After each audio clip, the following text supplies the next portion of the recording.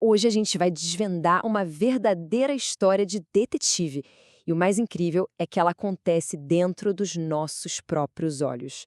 Já parou para pensar nisso? Como é que o corpo sabe a hora de dormir? Bom, a resposta está no relógio, um relógio minúsculo, super preciso, que funciona em quase todas as nossas células. Então vamos lá.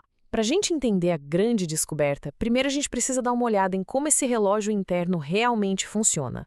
Esse ciclo de mais ou menos 24 horas é o que a gente conhece como ritmo circadiano. E ele é todo controlado por um conjunto de proteínas. Uma das peças-chave nesse quebra-cabeça é a criptocromo 1, ou, para encurtar, CRY1. Olha, por muito tempo, os cientistas viam a CRY1 como uma espécie de supervisora na fábrica da célula, sabe? O trabalho dela seria basicamente desligar a produção na hora certa, garantindo que tudo funcionasse num ciclo certinho de 24 horas. E como é que esse ciclo funciona? Bom, é mais ou menos assim.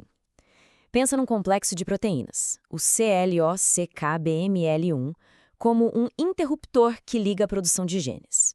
Quando ele está ligado, a célula começa a produzir a nossa proteína, a Cri1. E a Cri1 é o sinal de pare.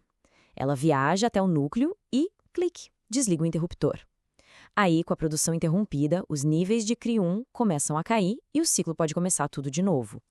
É um mecanismo super elegante que mantém o nosso relógio biológico sempre na hora. Só que tinha uma pulga atrás da orelha dos cientistas. Eles desconfiavam que a CR1 talvez tivesse uma segunda função, um trabalho secreto, sabe? E que isso tinha a ver com a luz. A grande suspeita era que a Cry1 também pudesse funcionar como um fotorreceptor, ou seja, um sensor de luz. Mas, para provar isso, eles precisavam encontrá-la na retina. O problema? Por muito tempo, ninguém conseguiu. Era um quebra-cabeça e tanto, né? Se a proteína tinha a ver com a percepção de luz, ela tinha que estar no olho. Mas cadê? Ninguém achava. Até que, finalmente, uma equipe de pesquisadores conseguiu desenvolver uma nova ferramenta. E foi isso que mudou o jogo e resolveu o mistério.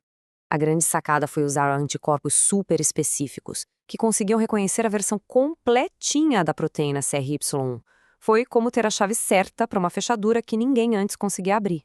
E o que eles encontraram foi, assim, impressionante. A Cryo-1, que a gente vê aqui marcada em verde, não estava no núcleo da célula, onde ela deveria estar para ser a supervisora. Não. Ela estava nos segmentos externos dos cones, que são justamente as células da retina feitas para detectar a luz.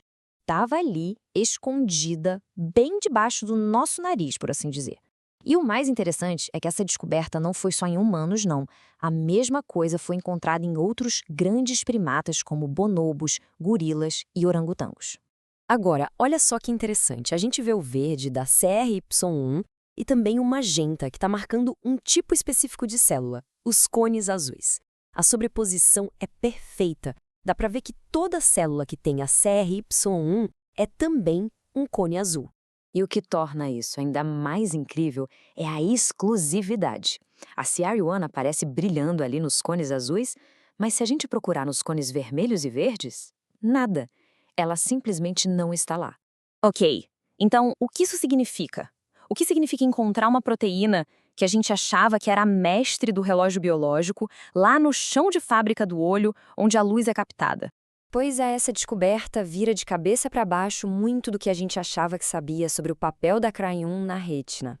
A localização dela já é um baita indício.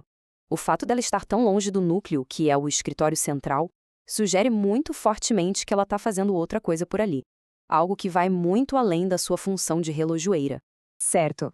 Vamos então para o resumo da ópera. O que essa descoberta toda significa, na prática, para nossa compreensão da visão e do tempo?